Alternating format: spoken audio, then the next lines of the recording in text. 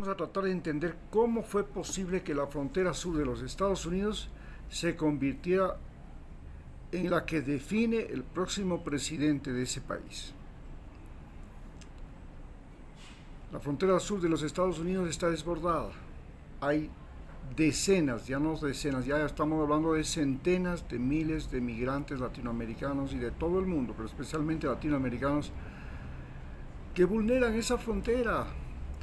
Esta semana, el día de ayer, han tenido que abrir los 4 puestos fronterizos porque cuando cerraron los puestos fronterizos pensaron que la gente no iba a pasar a Estados Unidos, pero se topó por encima del muro, se cruzó por el río, se meten por los túneles de los carteles, se meten por el mar. No hay forma de contenerlos. Pero, ¿cómo llegamos a este punto en que la migración, tanto en América como en Europa, está cambiando el orden mundial? Este es el nuevo orden mundial. Y el nuevo orden mundial es un orden en el que los migrantes latinoamericanos que invaden Estados Unidos y los migrantes especialmente africanos y ahora afganos también invaden Europa. ¿Cómo fue posible que los latinoamericanos se convirtieran en un problema para Estados Unidos? Pero no un problema distante, un problema en su propio borde fronterizo, en el filo del país. Y no solamente ahora es un problema en el filo del país, sino que ya son un problema dentro del país. Los latinoamericanos ahora ya son la mayor minoría étnica de todos los Estados Unidos.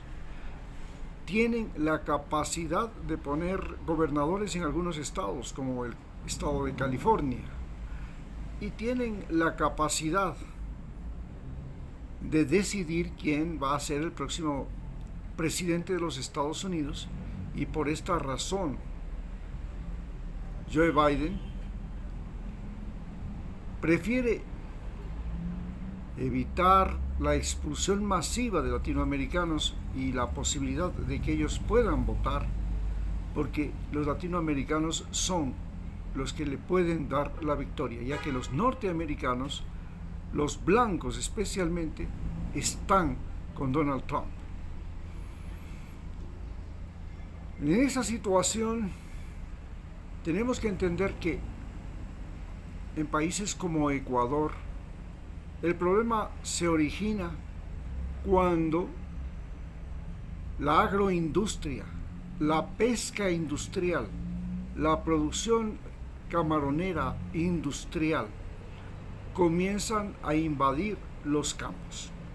Entonces, los campos ya no son la fuente de trabajo de los habitantes de la gran parte de la superficie territorial, por ejemplo, de países como Ecuador, sino que empresas bananeras, empresas camaroneras, empresas de palma africana comienzan a utilizar máquinas, y las máquinas son las que hacen el trabajo de 100 humanos.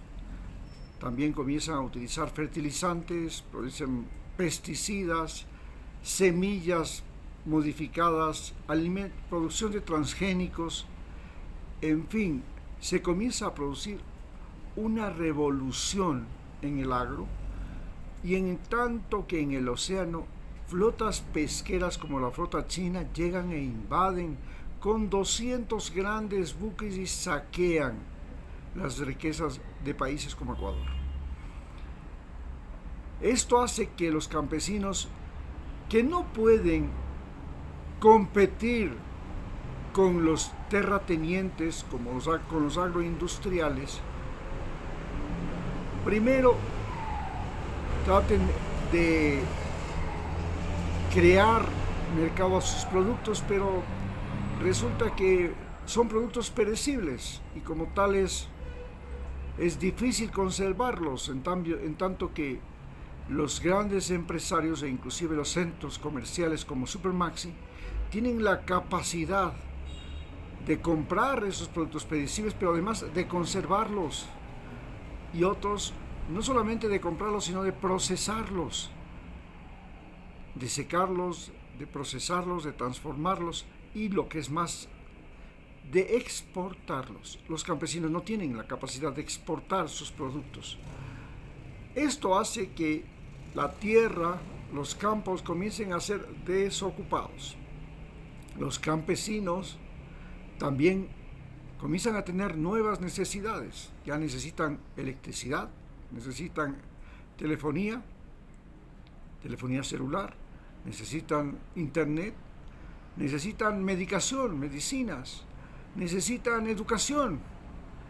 Y entonces la educación en el Ecuador se convierte en un camino hacia las urbes, porque los padres lo que hacen es educarles en la primaria y luego ver la posibilidad de que se vayan a la secundaria a una ciudad más grande, y para la universidad las grandes ciudades, Quito, Guayaquil, Cuenca, son las que atraen a los universitarios. Pero la educación en Ecuador no es para descubrir y desarrollar el talento humano. La educación en el Ecuador es para domesticar a la población, para convertirla en votantes manipulables, en sujetos manipulables, en individuos que se pueden dejar manejar sobre todo por los medios de comunicación y ahora por el celular. Esta manipulación, esta formación de individuos dóciles, que es lo que ha hecho la educación en Ecuador, es la que ha convertido a los ecuatorianos en los peores votantes de Sudamérica. ¿Y por qué son los peores votantes de Sudamérica? ¿Y por qué las elecciones en países como Ecuador y en países de Sudamérica se han convertido en la cosa más peligrosa que existe? Vemos que en Argentina Milei, un individuo con desorden de mente en su mente, un individuo desordenado en su mente, se convierte en presidente.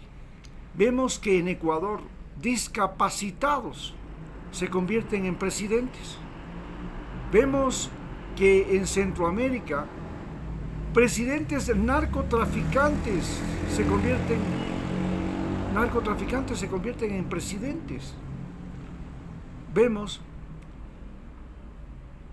que locos como Bolsonaro, sin conciencia, sin la más mínima conciencia ecológica, en el país con la mayor memoria biológica del planeta, la Amazonía, Brasil, se le ocurre llegar al poder y comenzar a quemar sin piedad bosques, procurar la desaparición de la Amazonía a cambio de crear grandes fincas para terratenientes de ese país. Entonces, resulta ser que el sistema electoral en América Latina comienza a fracasar, porque permite que gente desesperada, gente violenta, gente analfabeta, gente maleable, voluble, manipulable, sea la que tiene el voto. Y tiene el mismo voto que aquel que ha estudiado, que ha trabajado, que ha tenido una vida ordenada, que no ha sido un delincuente. Los delincuentes tienen, inclusive estando en la prisión, el mismo derecho de un individuo que no ha cometido ningún delito. Y entonces resulta que las elecciones se convierten en un peligro y los gobiernos que suben, como en el caso de Ecuador, el gobierno de Lenín Moreno, de Guillermo Lasso y el actual de Noboa, comienzan a multiplicar la violencia en el Ecuador. Y la violencia en el Ecuador se produce porque a estos presidentes se les ocurre la aventurosa idea de declararle la guerra al narcotráfico.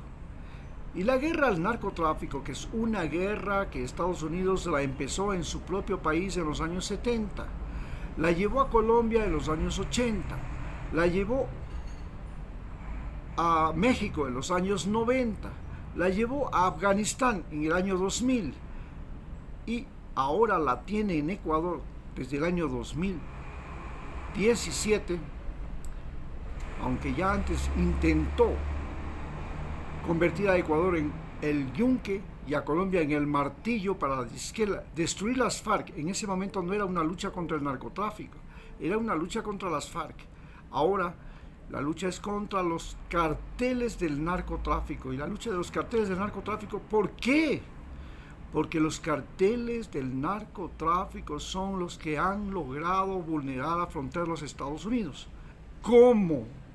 Mediante lanchas rápidas, minos submarinos, túneles, drones y sobre todo mediante las mulas, los migrantes desesperados que se cruzan la frontera al otro lado y al no encontrar trabajo en Estados Unidos se convierten en microtraficantes.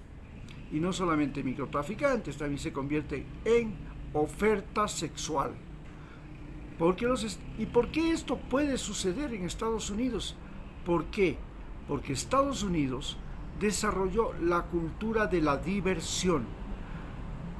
Entre los norteamericanos se reconocen porque el uno es divertido y el otro no es divertido. Es más importante ser un individuo divertido, funny, que ser un individuo inteligente, un individuo honesto, un individuo trabajador. No, divertido. Y para ser divertido en los Estados Unidos hay que ser alcohólico, hay que ser drogadicto, hay que ser consumidor sexual, aunque sea de pornografía, de table dance o de cualquier otra de esas cosas. Hay que ser fiestero, hay que ser apostador. Ese es el individuo divertido. Y hoy esos individuos divertidos se matan consumiendo fentanilo, y entonces sabemos que Estados Unidos está perdiendo la guerra porque 100,000 norteamericanos han muerto este año 2023 por el consumo de fentanilo. Y eso quiere decir que han muerto más norteamericanos por consumo de fentanilo que lo que han muerto en la Segunda y todas las guerras desde la Segunda Guerra Mundial. Y solamente en un año. Solamente en la pandemia murieron más gente que lo que está matando el fentanilo. ¿Y por qué se convirtieron en fentanilo y legalizaron la marihuana? Porque la marihuana descubrieron que era menos peligrosa que el fentanilo. Pero resulta que la cocaína también es menos peligrosa que el fentanilo. Sin embargo, ¿por qué no la legalizan? Porque sencillamente la guerra contra el narcotráfico le permite al ejército, al Pentágono, controlar la policía y los ejércitos de los países latinoamericanos. La guerra contra la cocaína le permite al Departamento de Estado controlar, y al Departamento de Justicia de los Estados Unidos controlar la justicia en Ecuador, hasta las cárceles.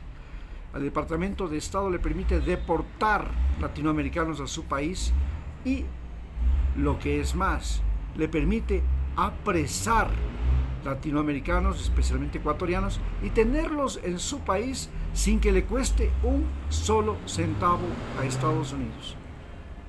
No le cuesta tener a los narcos que llevan drogas a los Estados Unidos, a los que llevan migrantes a los Estados Unidos, no. Los tiene presos aquí y nosotros, usted y yo, somos los que tenemos que pagar la comida, la dormida, el médico. Y esta migración del campo a la ciudad produjo en América Latina barrios miseria. Y barrios miseria en zonas altamente peligrosas como Guayaquil, que ya desde la colonia era un foco de violencia y de enfermedades. Desde ahí se transmite la violencia a todo el Ecuador. Es el foco infeccioso de la violencia de Ecuador.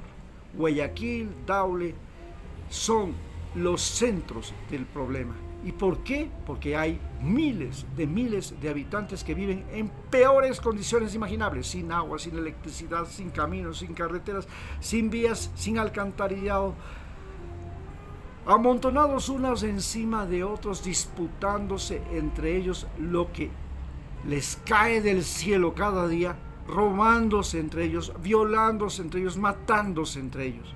Y finalmente, cuando ya tienen la posibilidad de usar el celular, de usar motos, de usar vehículos, pueden atacar a los ricos de San Borondón y pueden atacar a todas las demás provincias y a todos los habitantes hasta llegar a asesinar a candidatos a la presidencia, a alcaldes, a concejales, a jueces, amenazar a la fiscal. Tienen tal poder porque la pobreza de los barrios miseria de Guayaquil, de Durán, de Esmeraldas, es la que ha creado este foco infeccioso. Y por supuesto, el terror que siembran se convierte en un acelerante de los migrantes de Ecuador. Inexplicablemente, ¿cómo es posible que el país más rico en biodiversidad, en facilidades, donde hay todos los climas del mundo, donde es posible cosechar naranjas todo el año, flores todo el año, frutas todo el año, comida todo el año, maíz todo el año, se muera de hambre y la población prefiere alargarse y seguir el camino que sigue Venezuela, lo cual es explicable porque Venezuela, Cuba y Nicaragua viven una guerra contra Estados Unidos. Estados Unidos les ha bloqueado. Y este bloqueo de Estados Unidos es mortal, no solamente que puede destrozar a cualquier país,